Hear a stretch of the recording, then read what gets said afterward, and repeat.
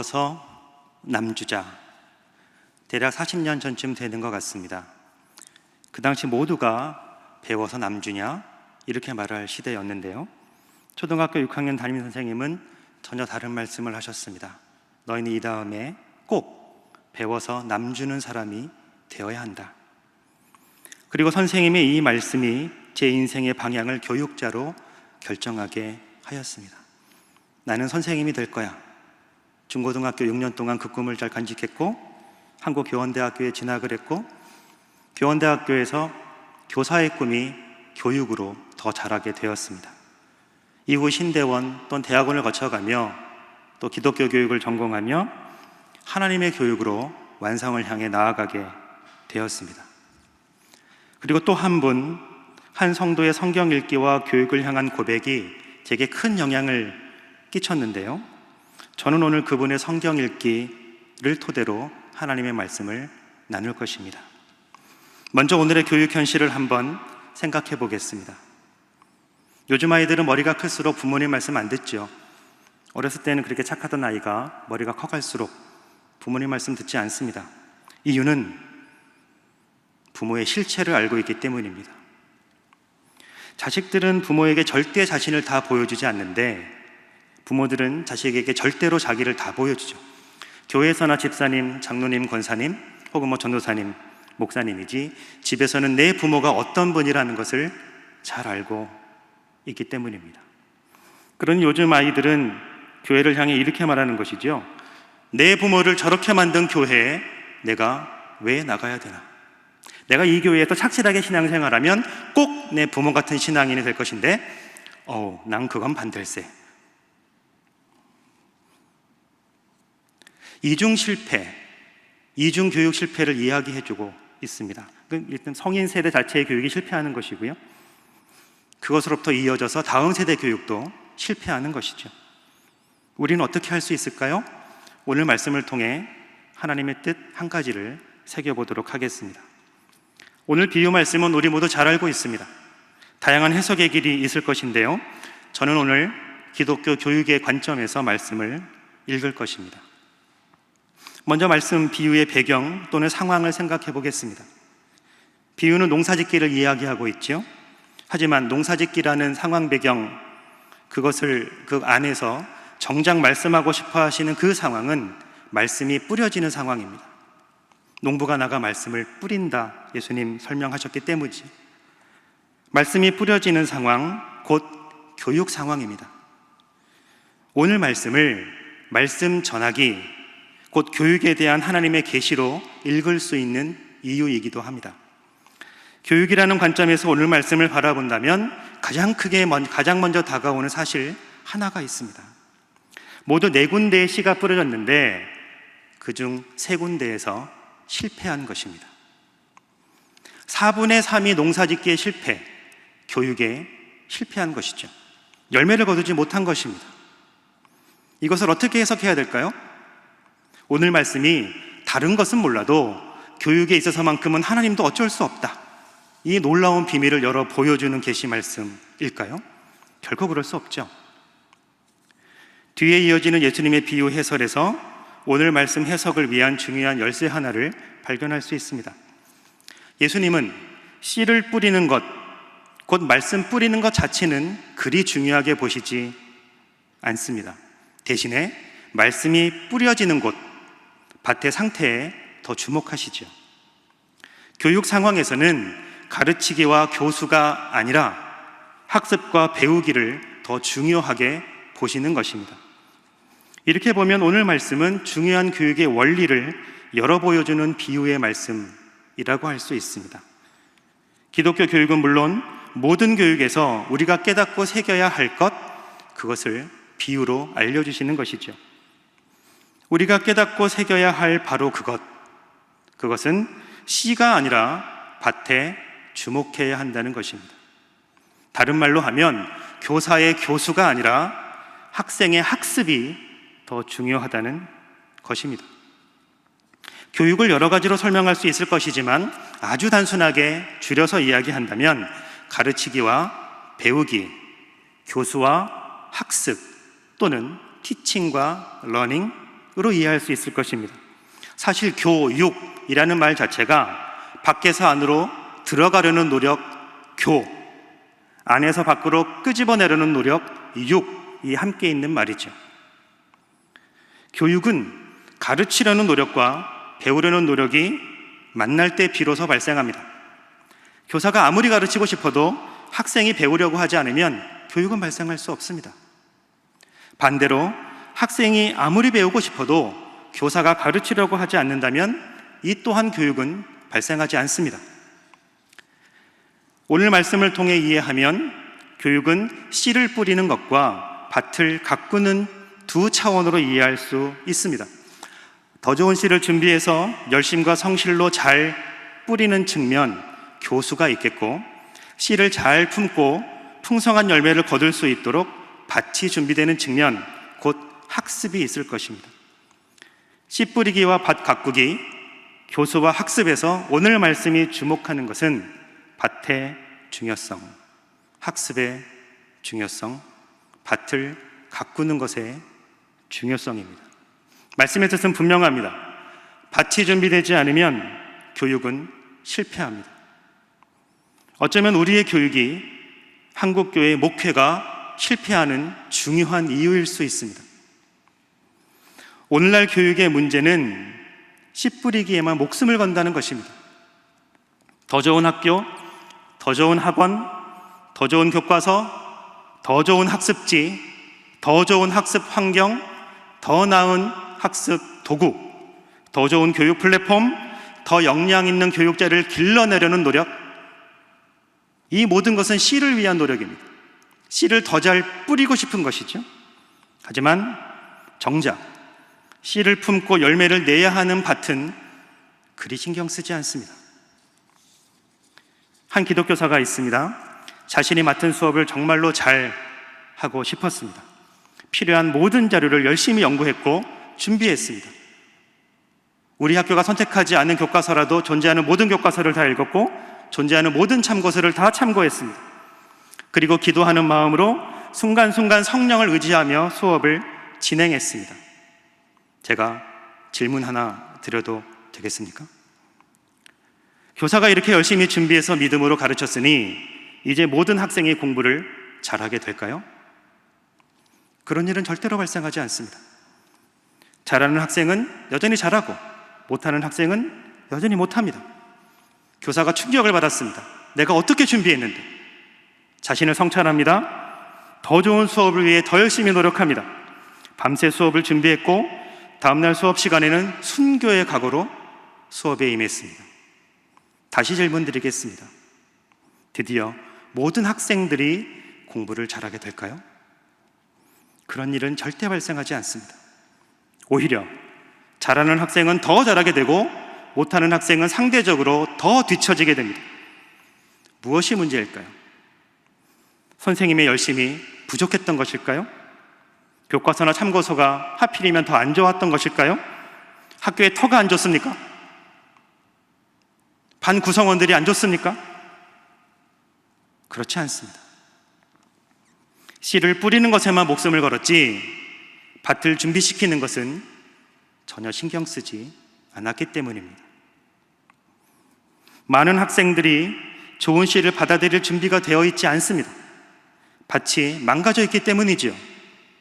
이런저런 상처를 받아 마음에는 가시가 잔뜩 돋아 있고 여기저기 밟히고 치여서 딱딱하게 굳어 있고 이렇게 저렇게 날아드는 돌덩이에 이곳저곳 상처투성이에요. 한국에는 공부를 못하는 학생은 없습니다. 공부가 안 되는 학생만 있을 뿐이죠. 교회 교육도 크게 다르지 않을 것입니다. 그 안에 가시가 가득하고 상처가 많아 딱딱해진 학생에게 하나님 이야기는 너무나도 멀고 공허하고 딴 세상 이야기일 뿐입니다. 전혀 씨가 열매를 맺지 못하는 것이죠. 당연히 좋은 씨를 잘 준비해서 뿌리는 것은 나쁜 것일 수 없습니다. 오히려 매우 중요하고 꼭 해야 하는 일이죠. 하지만 그 좋은 씨가 최악이 되는 경우가 하나 있는데 밭을 전혀 신경 쓰지 않을 때입니다.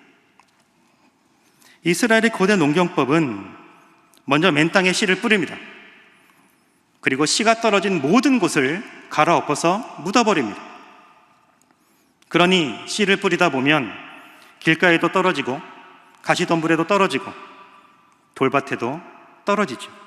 하지만 아무 문제가 되지 않습니다. 씨가 떨어진 모든 곳을 갈아엎을 것이기 때문입니다.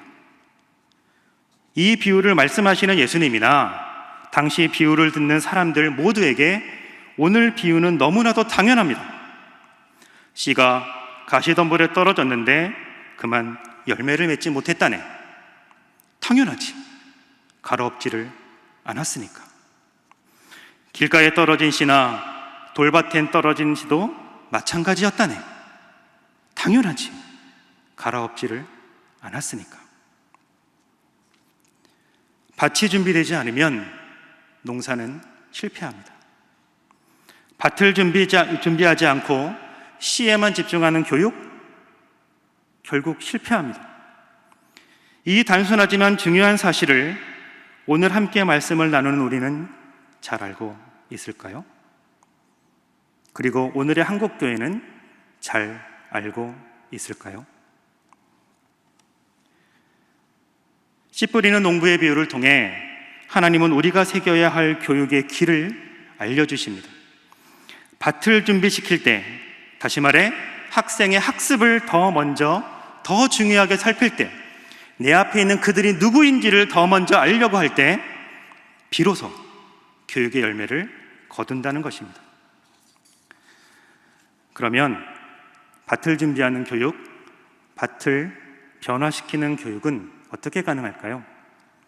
그것은 두 번째 말씀, 마태복음 마지막 말씀에서 살펴보도록 하겠습니다. 두 번째 말씀 또한 우리가 잘 아는 말씀이죠. 모든 민족을 제자 삼는 것, 이것을 우리는 예수님의 마지막 명령이자 땅 끝까지라도 찾아가 실천해야 할 명령으로 이해해서 지상명령 또는 대위임 명령이란 말로 표현하곤 합니다. 성교명령으로 이해하는 것이죠. 하지만 기독교 교육의 관점에서 더 주목해야 할 것은 우리가 실제로 실천해야 할 내용입니다. 그것은 바로 가르쳐 지키게 하라입니다. 가르쳐 지키게 하라. 교수와 학습, 교와 육, 씨 뿌리기와 밭 가꾸기입니다. 부르심의 차원에서 오늘 말씀은 성교 명령으로 이해될 수 있지만 응답과 사명의 차원에서 교육 명령으로 이해될 수도 있습니다. 이런 측면에서 마태복음 마지막 말씀은 대위임 명령으로 받아서 궁극적으로는 대교육 명령으로 완성되어야 합니다. 문제는 앞서 묵상하였듯이 가르쳐 지키게 하라로 말씀을 읽으면 이상하게도 가르치기, 씨 뿌리기에만 집중하게 된다는 것입니다. 한번 생각해 보겠습니다. 설교 시간에 선포된 말씀, 예배 끝나고 이제 삶으로 나아가 실천할 책임은 누구에게 있을까요?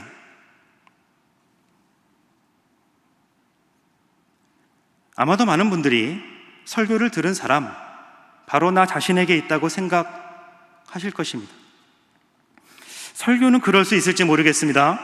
하지만 교육은 절대로 그럴 수 없습니다. 교육은 밭을 가꾸어 끝내 열매를 거두어야 할 사명이기 때문에 그렇습니다. 예수님의 마지막 명령, 그 말씀을 마가복음 말씀과 연결하여 또 대교육 명령의 관점에서 바르게 받고 싶으면 아마도 이렇게 읽어야 할 것입니다. 지킬 수 있도록 가르치라. 여기서 한 걸음 더 나아가 모든 민족을 찾아가 실천할 사명, 그 무게 그대로 받고 싶다면 이렇게 읽어야 할 것입니다. 지킬 때까지 가르치라. 가르쳐 지키게 하라로 읽는 것과 지킬 때까지 가르치라로 읽는 것은 전혀 다른 교육의 길을 만들어냅니다. 하나는 씨 뿌리기에 집중하는 교육의 길을 걷게 하고 다른 하나는 밭 가꾸기에 집중하는 교육의 길을 걷게 합니다. 하나님의 뜻은 지킬 때까지 가르치는 교육의 길, 밭을 가꾸는 교육의 길을 걸으라는 것입니다. 그러면 지킬 때까지 가르치는 교육은 어떻게 가능할까요? 많은 말을 할 수도 있고 해야만 하겠지만 결코 빼놓을 수 없는 것 하나가 있습니다. 그것은 가르치는 사람의 변화입니다. 예수님을 만난 사람이 예수님을 전할 수 있습니다. 말씀의 맛을 아는 사람이 말씀의 세계를 알려줄 수 있습니다. 기도의 깊이를 경험한 사람이 기도의 길을 알려줄 수 있습니다.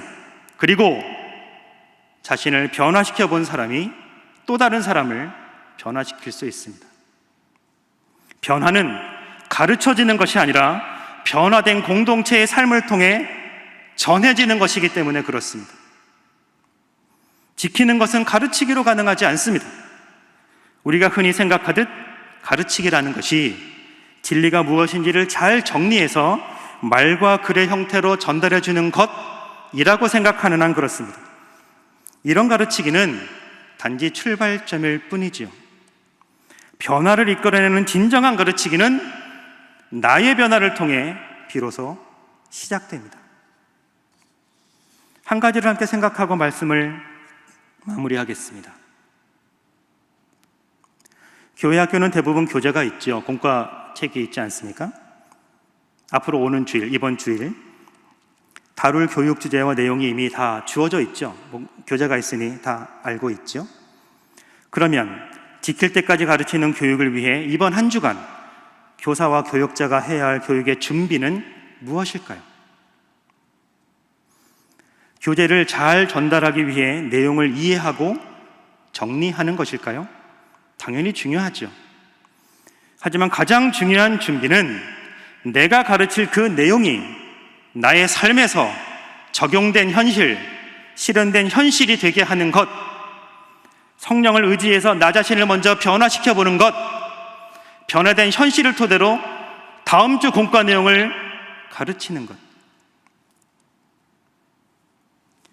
열매를 거두는 교육을 위해 교사가 학생에게, 부모가 자녀에게, 목회자가 성도에게 줄 수 있는 아마도 유일한 한 가지는 자신의 변화일 것입니다. 말씀을 정리합니다. 교육은 먼저 밭을 가꾸는 것에서 출발합니다. 이를 위해 우리에게 요청되는 태도와 자세는 지킬 때까지 가르치는 것입니다. 그리고 이런 교육을 가능케 하는 것은 바로 나 자신을 먼저 변화시키는 것입니다. 기도하겠습니다. 하나님, 우리에게 대위임 명령과 함께 대교육 명령으로 교육의 길을 걸으라 말씀하시니 감사합니다. 목회 현장에서, 교육의 현장에서, 또한 가정에서 하나님이 기뻐하시는 교육의 길을 따라 하나님의 교육을 이루어 완성하는 우리 모두가 되게 하여 주옵소서. 예수님 이름으로 기도합니다. 아멘.